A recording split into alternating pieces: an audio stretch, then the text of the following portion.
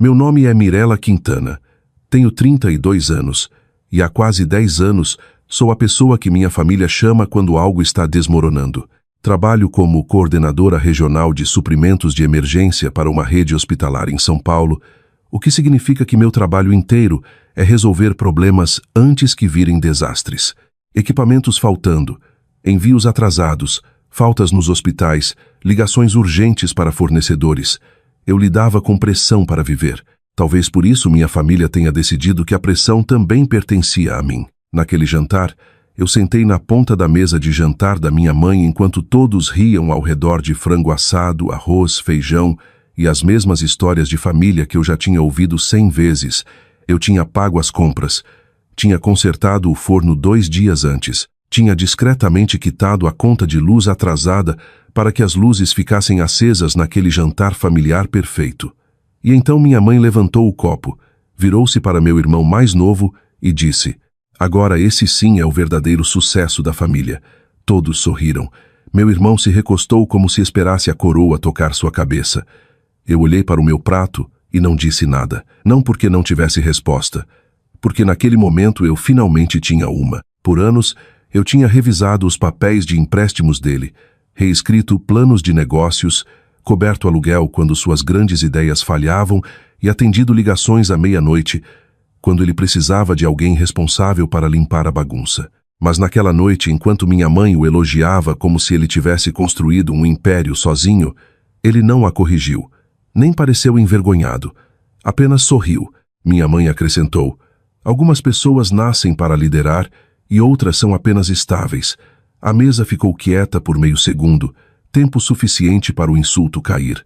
Senti algo dentro de mim ficar frio, não quebrado, não raivoso, apenas claro. Coloquei o guardanapo ao lado do prato, olhei para o rosto orgulhoso do meu irmão e pensei: tudo bem, se ele é o sucesso, então que ele lide com o sucesso sem mim. Não saí tempestivamente. Isso teria dado a eles algo fácil para falar. Mirela é emocional, Mirela não aguenta uma brincadeira. Mirela sempre faz tudo sobre ela. Então fiquei quieta, cruzei as mãos embaixo da mesa e deixei a conversa continuar. Minha mãe continuou elogiando meu irmão como se lesse um roteiro escrito na cabeça dela anos antes.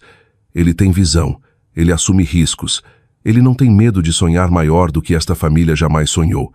Meu pai olhava para dentro do copo do jeito que sempre fazia quando sabia que algo injusto estava acontecendo, mas não queria pagar o preço de falar.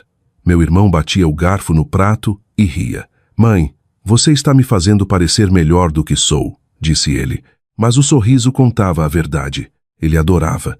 Adorava ser o filho de ouro, o empreendedor corajoso, a prova brilhante da família de que podiam se tornar algo importante. O que ninguém mencionava era que 3 dos riscos dele tinham sido salvos silenciosamente por mim. A primeira vez que ele abriu um delivery de refeições saudáveis e esqueceu de calcular os custos de refrigeração. Passei 2 fins de semana reconstruindo o orçamento para o proprietário não processá-lo. A segunda vez que tentou vender equipamentos de ginástica importados online e ficou enterrado em atrasos de frete. Liguei para fornecedores durante meus intervalos de almoço até a ameaça de reembolso parar. A terceira vez que lançou uma pequena academia com mais confiança do que planejamento. E quando a folha de pagamento ficou curta, enviei dinheiro das minhas economias para que os funcionários não fossem embora. Nada disso apareceu no brinde da minha mãe. Na versão dela, meu irmão escalava montanhas. Eu era apenas o chão sob os sapatos dele. Então ela olhou para mim e disse: "Mirela, você entende de estabilidade, mas ele tem aquela faísca. É isso que separa o comum do bem-sucedido." Comum. A palavra ficou entre nós como uma faca colocada gentilmente na mesa. Olhei para meu irmão, esperando que ele dissesse uma coisa decente. Ele poderia ter dito: "Mirela me ajudou." Poderia ter dito: "Eu não estaria aqui sem ela." Poderia ter dito qualquer coisa. Em vez disso, deu de ombros e falou: "Todo mundo ajuda a família.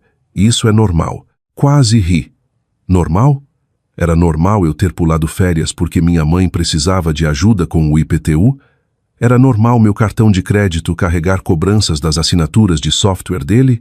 Era normal eu ter recusado uma oportunidade de transferência para o Rio porque minha mãe chorou e disse: "Seu irmão precisa de você perto agora?" Olhei ao redor daquela mesa e vi cada recibo invisível da minha vida. O telhado consertado, a coparticipação hospitalar, o pagamento emergencial do carro, o depósito que meu irmão esqueceu de cancelar, os presentes de aniversário que minha mãe assinava com o nome dela embora eu tivesse comprado.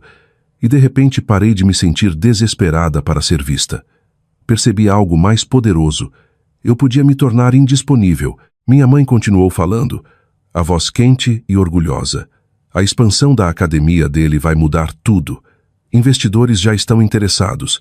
Meus olhos se moveram para meu irmão. Os ombros dele enrijeceram por meio segundo. Ali estava, uma rachadura. Eu conhecia aquele plano de expansão porque tinha revisado o primeiro rascunho. E era um desastre. Ele queria abrir uma segunda academia, num bairro que não tinha pesquisado, com equipamentos que não tinha precificado corretamente, usando projeções de receita que pareciam escritas por esperança em vez de matemática. 3 semanas antes, ele tinha me pedido para dar uma olhada rápida. Passei 4 horas fazendo anotações e disse que ele precisava desacelerar. Ele me ignorou. Agora minha mãe elogiava aquilo no jantar como se já fosse sucesso. Mirella, disse ela de repente, você vai ajudar ele a polir o pacote para os investidores, não vai? Só para ficar profissional. Ali estava, a coroa para ele, o trabalho para mim. Meu irmão nem pediu. Apenas levantou as sobrancelhas como se meu acordo já estivesse impresso. Senti meus dedos apertarem a haste do copo de água. Então sorri, calma o suficiente para me surpreender. Não, eu disse. A sala mudou. Meu pai finalmente olhou para cima. Minha mãe piscou. O sorriso do meu irmão escorregou. O que você quer dizer? Não, minha mãe perguntou como se a palavra tivesse vindo de uma estranha. Coloquei o copo na mesa com cuidado. Quero dizer, meu irmão é o verdadeiro sucesso da família. Ele tem visão. Ele assume riscos. Ele lidera. Então ele não precisa de mim. Meu irmão soltou uma risada curta. Não seja dramática. Virei para ele. Não sou. Minha voz era suave, mas caiu mais forte que um grito. Estou me afastando. O rosto da minha mãe se apertou. Este não é o momento para a amargura. Empurrei a cadeira para trás. Não, mãe. Esta é a primeira vez que não estou amarga. Estou clara. Levantei. Peguei minha bolsa e caminhei para o corredor, enquanto todos ficavam congelados atrás de mim. Minha mãe chamou meu nome uma vez, afiada e envergonhada. Meu irmão murmurou algo sobre eu ser sensível. Não me virei. Lá fora, o ar frio bateu no meu rosto e, pela primeira vez em anos, não me senti abandonada. Me senti libertada. Os primeiros 2 dias depois daquele jantar foram quietos, e o quieto me assustava mais que gritos. Eu esperava que minha mãe ligasse imediatamente, talvez exigindo desculpas, talvez explicando por que eu tinha envergonhado meu irmão, talvez lembrando que lealdade familiar importava mais que orgulho. Em vez disso, nada. Fui trabalhar na segunda-feira de manhã, entrei no Centro de Coordenação de Suprimentos e lidei com uma escassez regional de luvas cirúrgicas com menos ansiedade do que sentia normalmente ao abrir o chat da família. Isso me dizia tudo. Eu conseguia gerenciar hospitais, fornecedores, atrasos climáticos e rotas de emergência por 3 regiões, mas uma mensagem da minha mãe ainda podia apertar meu peito como se eu tivesse 16 anos de novo. Por volta do meio-dia, meu irmão mandou. Terminou de ser estranha? Olhei para a mensagem por muito tempo, sem pedido de desculpas, sem reconhecimento, só irritação porque sua ferramenta tinha parado de funcionar. Não respondi. 1 hora depois, outra mensagem. Sério, preciso que o pacote dos investidores esteja limpo até sexta. Depois, Mirella, não transforme isso numa coisa. Tranquei o celular e voltei ao trabalho. Naquela noite dirigi até a trilha de caminhada à beira do rio em vez de ir direto para casa. Estava frio o suficiente para minha respiração embaçar o ar, e o caminho estava quase vazio. Passei pelos bancos onde eu costumava levar meu irmão no ensino médio, quando ele queria conselhos sobre faculdade, garotas, empregos, qualquer coisa. Naquela época, eu achava que ser necessária significava ser amada. Achava que se ajudasse o suficiente, um dia eles entenderiam meu valor. Mas o que as pessoas te chamam quando você para de ser útil? Egoísta, fria, ingrata. Meu celular vibrou de novo. Desta vez era um áudio do meu irmão. Contra meu bom senso, toquei. Olha, não sei qual é o seu problema, Mas tenho gente esperando por isso. Você sabe os números melhor que eu. Só conserta a planilha e manda de volta. Podemos falar dos seus sentimentos depois. Minha risada saiu uma vez, seca e quieta. Meus sentimentos. Anos de trabalho não pago, reduzidos a sentimentos. Apaguei a mensagem. No dia seguinte, minha mãe ligou enquanto eu revisava cronogramas de transporte. Deixei cair na caixa postal. Depois ligou de novo. Depois mandou: você precisa parar de punir seu irmão. Não, você está bem? Não. Talvez eu tenha te machucado. Apenas uma ordem. Digitei uma frase e enviei antes que pudesse me convencer do contrário. Não estou punindo ele. Estou deixando ele fazer o que você disse que ele podia fazer. Ela não respondeu por 3 horas. Quando finalmente respondeu, a mensagem era curta. Isso foi cruel. Sentei na mesa da cozinha naquela noite com uma pilha de pastas antigas espalhadas à frente. Não foi planejado no começo. Tinha aberto uma gaveta procurando documentos de imposto e de alguma forma encontrei o rastro de papel da minha vida invisível.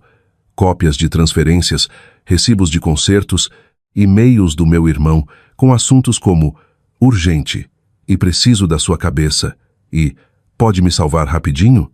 Encontrei o primeiro plano de negócios que tinha reescrito para ele. Meus comentários enchiam as margens. Reduza as suposições de despesas.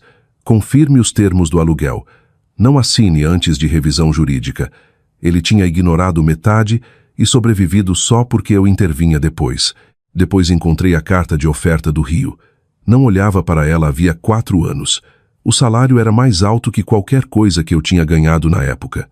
Relocação paga, trilha de liderança, uma vida que poderia ter sido minha.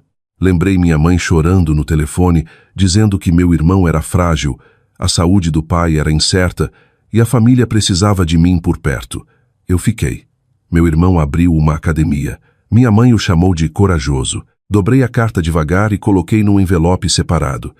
Algo dentro de mim mudava de mágoa para evidência. Na manhã de sexta, o pânico começou. Meu irmão ligou 6 vezes antes das 9. As mensagens dele passaram de irritadas a desesperadas. Os investidores querem demonstrativos financeiros atualizados. Não sei qual versão está certa. Você pode pelo menos me dizer qual arquivo usou? Mirella, por favor. Às 10h17, minha mãe mandou no grupo da família. Ah, todo mundo reze por ele hoje. Reunião grande. Quase digitei reze pela matemática dele. Em vez disso, virei o celular para baixo e continuei trabalhando.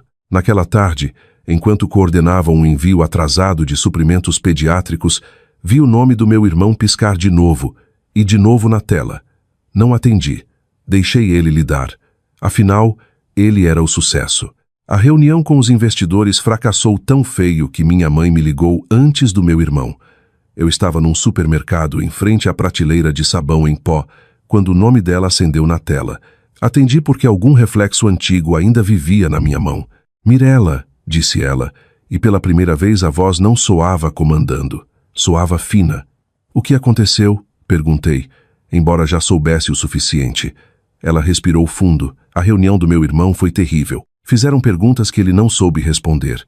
Disseram que os números não batiam com as obrigações de aluguel. Um deles perguntou quem preparou as primeiras projeções. E ele disse que tinha tido ajuda antes, mas estava finalizando sozinho.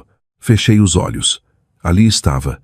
Ele tinha usado meu trabalho anterior como isca, depois entrou com números de fantasia e esperava que a realidade fosse educada. Isso parece algo que ele precisa corrigir, eu disse. Silêncio. Depois a voz real da minha mãe voltou, amoldada pela culpa. Ele é seu irmão. Olhei para as garrafas de sabão alinhadas por aroma e tamanho, absurdamente organizadas comparadas à bagunça que saía pelo telefone. Eu sei quem ele é. Então haja como tal, ela retrucou. Você sempre foi boa com essas coisas. Contratos, orçamentos, fornecedores, toda aquela linguagem complicada. Ele precisa de você.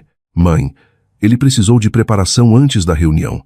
Precisou de honestidade antes de assinar qualquer coisa. Precisou de consequências anos atrás. A respiração dela tremeu, mas não de tristeza, de raiva. Você se ouve. Está soando sem coração. Apertei o cabo do carrinho. Não, estou soando cansada. Cansada? Repetiu ela. Você acha que eu nunca fiquei cansada criando vocês dois? Acha que família só importa quando é conveniente?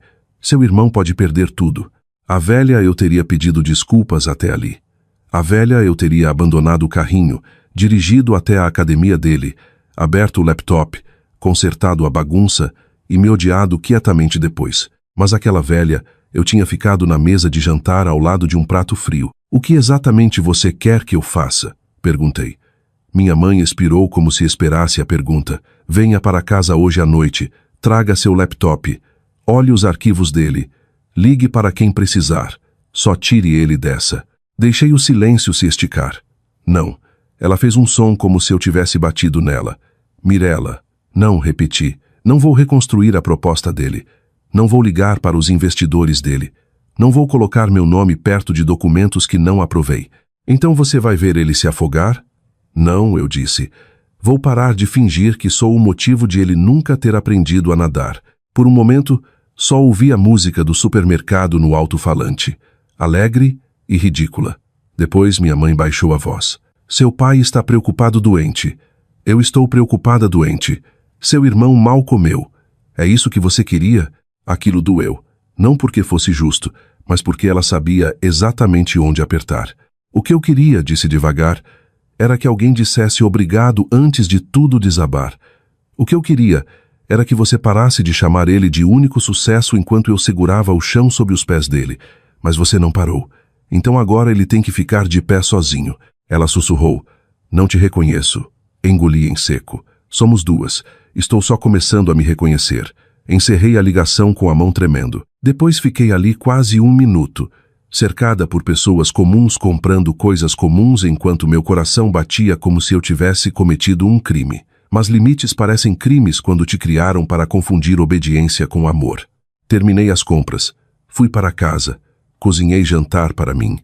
Não abri os arquivos do meu irmão. Às 23h42 daquela noite, ele mandou uma mensagem. Você não faz ideia do que acabou de fazer. Olhei para ela, depois digitei de volta. Nem você. Esse era o problema. Ele não respondeu. Na semana seguinte, tudo que meu irmão tinha escondido começou a aparecer. Não tudo de uma vez. Isso teria sido mais limpo. Em vez disso, a verdade chegou em pedaços, cada um mais feio que o anterior. Primeiro, um dos treinadores pediu demissão porque os pagamentos atrasaram 2 vezes. Depois, um aviso do proprietário apareceu na porta da academia. Depois, um fornecedor local postou num grupo de pequenos negócios, alertando outros sobre faturas não pagas. Minha mãe me encaminhava prints como se cada um fosse emergência médica. Você acredita que as pessoas estão atacando ele publicamente? Eu olhava para a mensagem e pensava, eles não estão atacando, estão descrevendo. Mas não disse isso. Tinha aprendido que algumas verdades viram armas quando ditas cedo demais. Na quarta, meu pai ligou. Isso era raro. Meu pai preferia silêncio do jeito que algumas pessoas preferem café. Mirella, disse ele baixinho, sua mãe está fora de si. Sentei no sofá, laptop aberto, relatórios de trabalho esperando. Sinto que ela esteja chateada. Seu irmão cometeu erros. Sim, suspirou ele. Mas perder a academia pode destruí-lo. Fechei o laptop. Pai, ele assinou contratos que não entendia. Inflou números. Ignorou avisos. Se perder a academia o destrói, talvez a academia nunca tenha sido estável. Meu pai não o defendeu imediatamente, e aquela pausa me disse que ele sabia. Sua mãe acha que você está tentando dar lição em todo mundo. Estou, eu disse. Minha própria honestidade me surpreendeu, mas não a lição que ela pensa. Que lição é essa? Olhei para o envelope na mesa de centro, o que continha anos de recibos e e-mails antigos. Que eu nunca fui o plano B da família. Eu era uma pessoa. Meu pai ficou quieto tanto tempo que pensei que a ligação tinha caído. Depois disse, eu devia ter dito algo no jantar.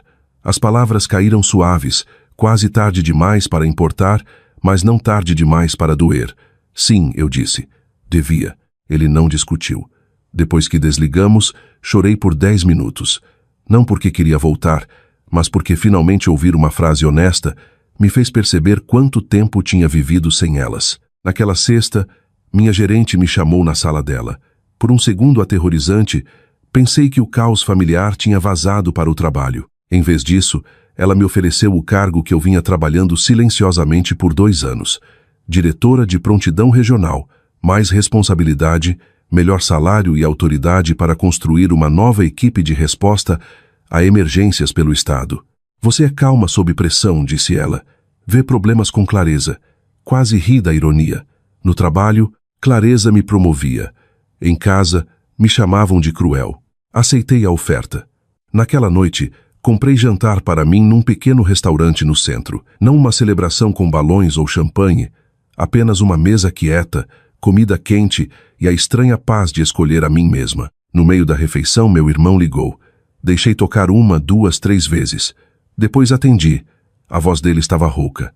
Estou perdendo tudo. Não falei. Ele continuou mais rápido agora. Os investidores saíram. O proprietário quer pagamento até segunda. O Brandon pediu demissão e levou 2 clientes. A empresa de equipamentos está ameaçando ação judicial. Mamãe disse que você tem documentos de quando me ajudou antes. Preciso deles. Não pode me ajudar? Não, desculpa. Preciso deles. Aqueles documentos eram rascunhos, eu disse. Eram baseados em condições que você mudou. Não fale comigo como advogada. Então não me peça evidências. Ele xingou baixinho. Você está gostando disso, não está? Ali estava, a acusação que eu esperava. Se eu recusasse queimar por ele, devia estar sorrindo com o fogo. Não, eu disse. Estou lamentando o fato de que foi preciso isso para você notar que eu já estive envolvida. A respiração dele mudou. Por um segundo, pensei que ele pudesse entender. Depois disse, você acha que é melhor que a gente agora porque conseguiu uma promoção chique? Congelei. Quem te contou? Mamãe, ela disse.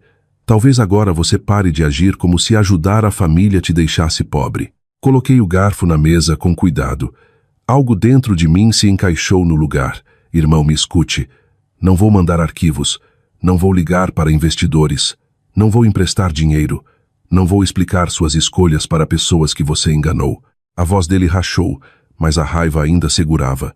Então o que eu devo fazer? Dizer a verdade. Ele riu amargamente. Esse é seu grande conselho. É a única coisa que você ainda não tentou. Silêncio. Depois mais baixo. Se eu perder tudo, isso é culpa sua.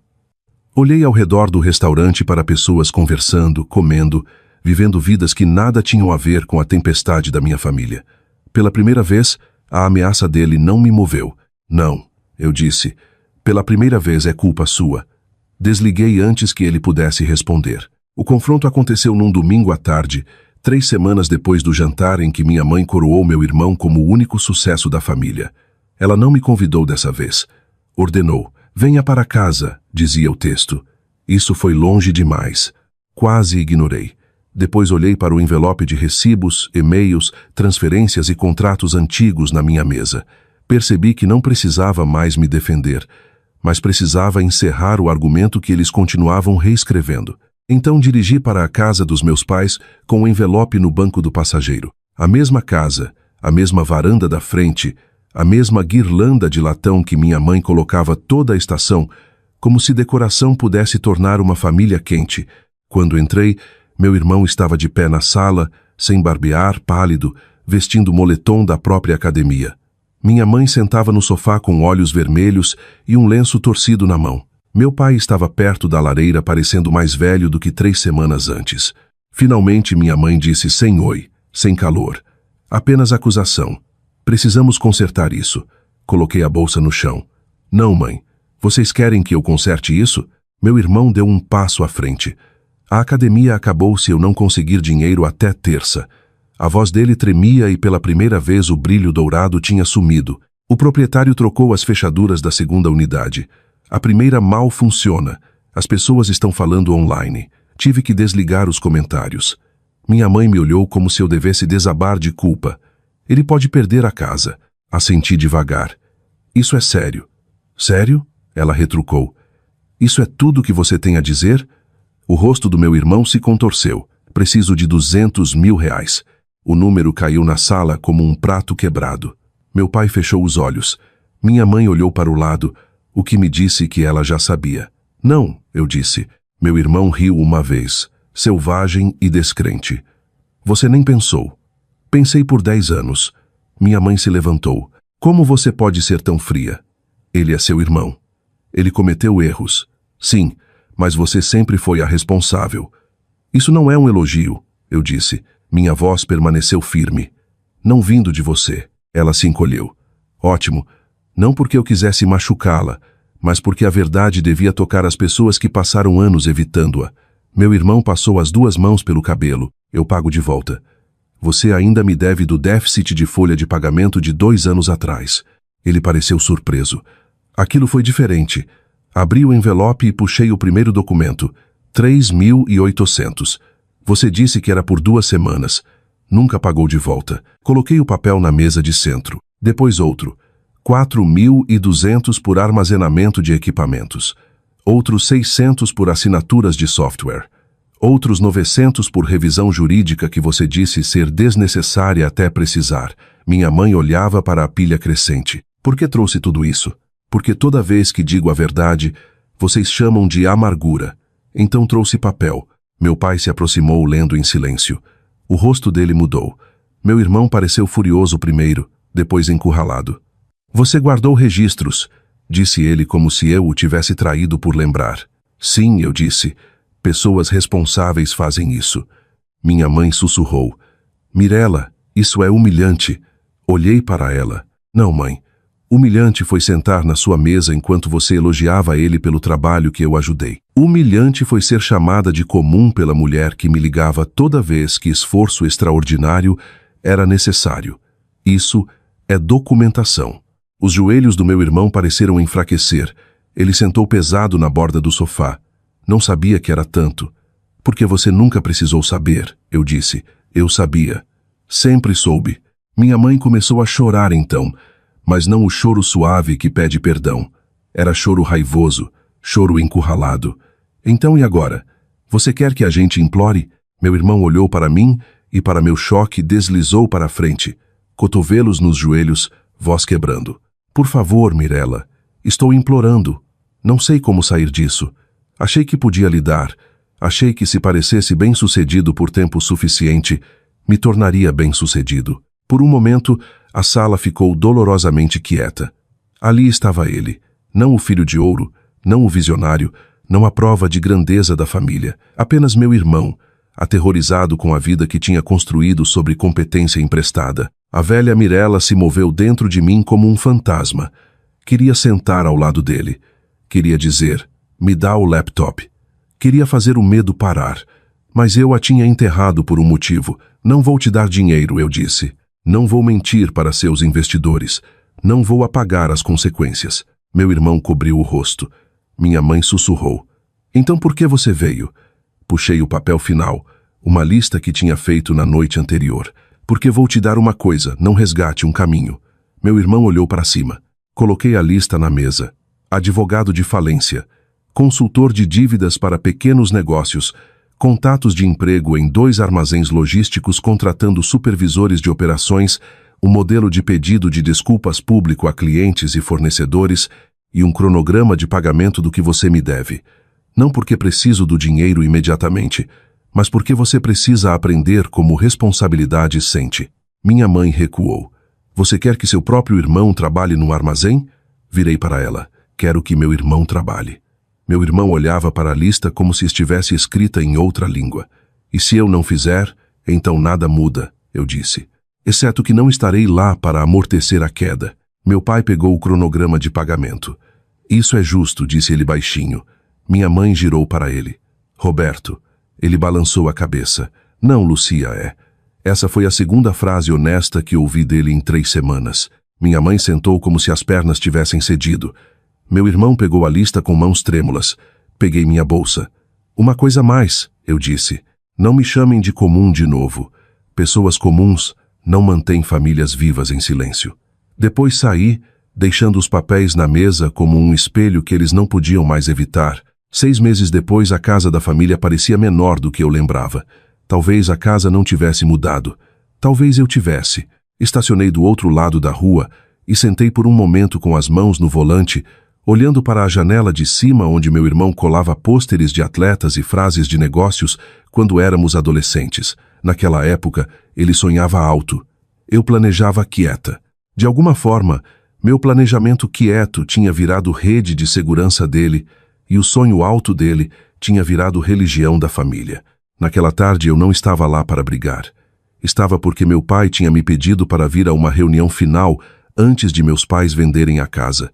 Eles não estavam desabrigados, não estavam destruídos além do reparo, mas consequências tinham chegado como inverno. Devagar no começo, depois em todo lugar. A academia do meu irmão fechou. A segunda unidade nunca abriu.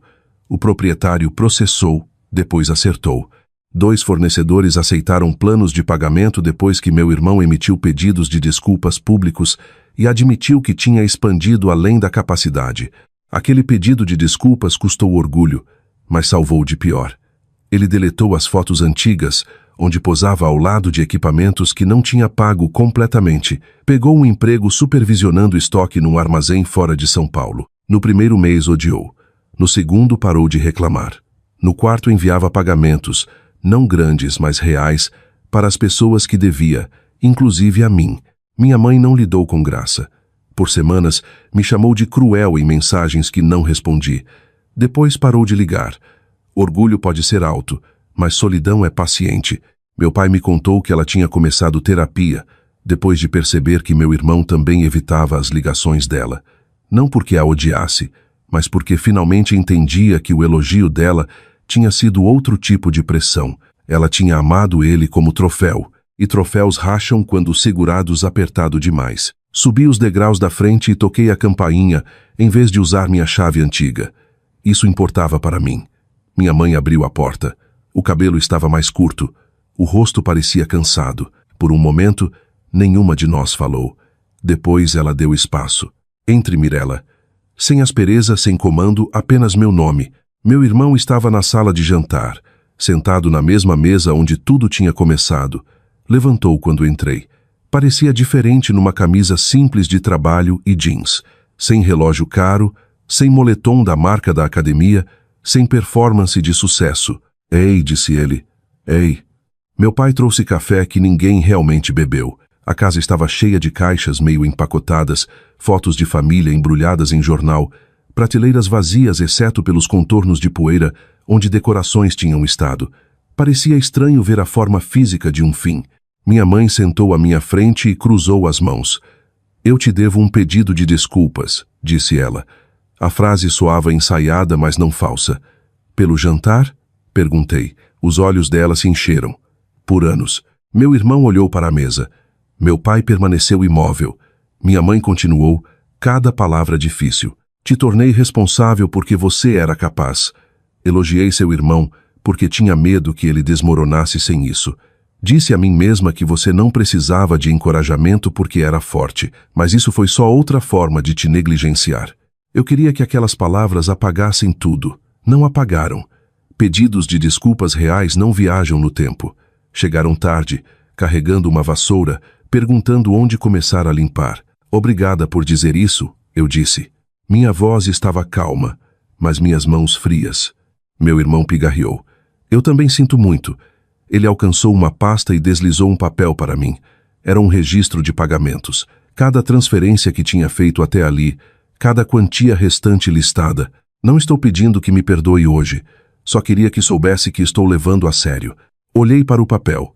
Os números eram menores que o dano, mas eram honestos. Bom, eu disse. Ele assentiu, engolindo em seco. Eu achava que você tornava as coisas fáceis porque eram fáceis para você. Agora sei que você só carregava mais do que qualquer um via. Minha mãe cobriu a boca.